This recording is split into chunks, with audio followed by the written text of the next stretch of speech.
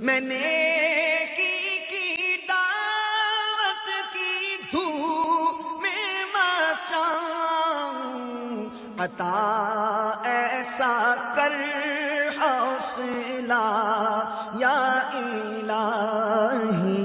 اعلیٰ حضرت رحمت اللہ تعالی علیہ 10 شوال المعظم بریلی کے علاقے جسولی میں آپ کی ولادت ہوئی، اور آپ کی ولادت سے پہلے ہی آپ کے والد صاحب نے خواب دیکھا تھا، اور جب اس خواب کی تعبیر معلوم کی تو بتایا گیا کہ تمہارے یہاں ایسے بیٹے کی ولادت ہوگی کہ پوری دنیا میں جس کے علم کا چرچا بلند ہو جائے گا۔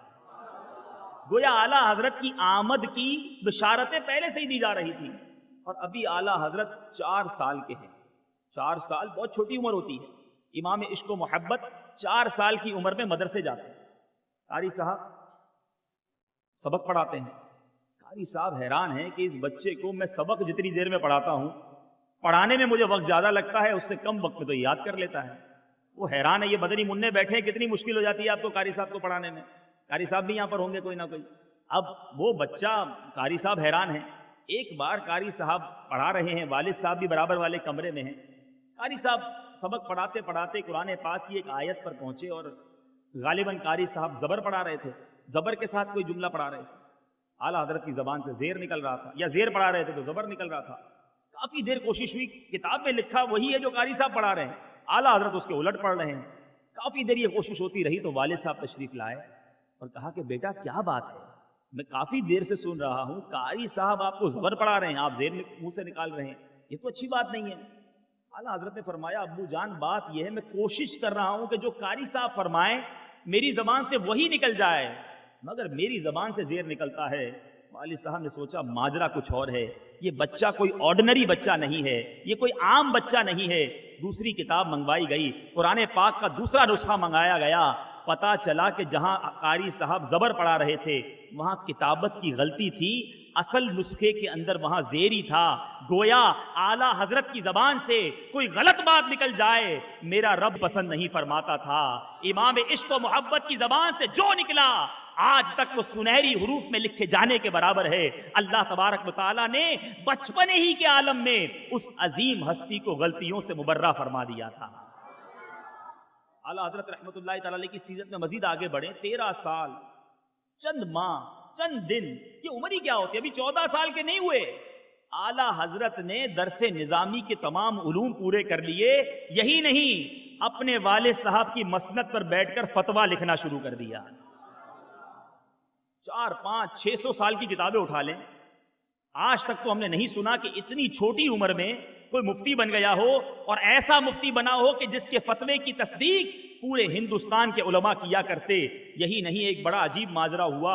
ایک بار ایسا موقع ہوا کہ ایک مسئلے پر اعلیٰ حضرت نے بھی فتویٰ لکھا، آپ کے والد صاحب نے بھی فتویٰ لکھا، اور اب جناب دونوں کا جو موقف تھا وہ الگ الگ تھا۔ والد صاحب کچھ اور فرما رہے تھے اس فتوے میں، اعلیٰ حضرت کی رائے کچھ اور تھی، اور یہ علماء میں ہوتا ہے، اختلاف رائے علماء کا امت کے لیے رحمت ہوا کرتا ہے۔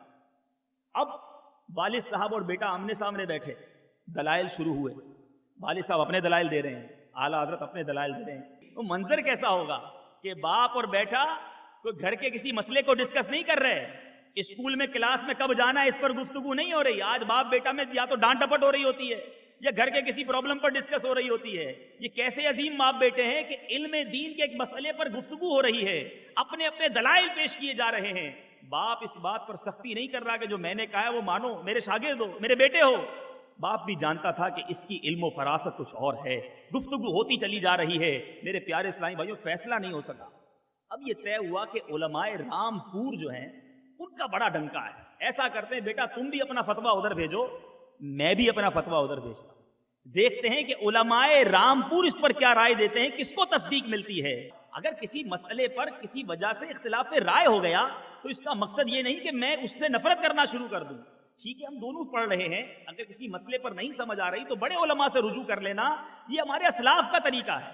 اور عوام کا یہاں پر کام کیا بنتا ہے؟ آج جناب عوام جو ہے وہ علماء کے بارے میں زبان درازی کرتی نظر آتی ہے، ارے بھائی فلاں مفتی صاحب تو یوں کہتے ہیں، دوسرے مفتی صاحب یوں کہتے ہیں، یہ جناب ان لوگوں کو پڑھا ہی نہیں، ان لوگوں نے الٹی سیدھی باتیں شروع کر دیتے ہیں۔ میرے پیارے اسلامی بھائیوں، علم دین کی وسعت بہت زیادہ ہے.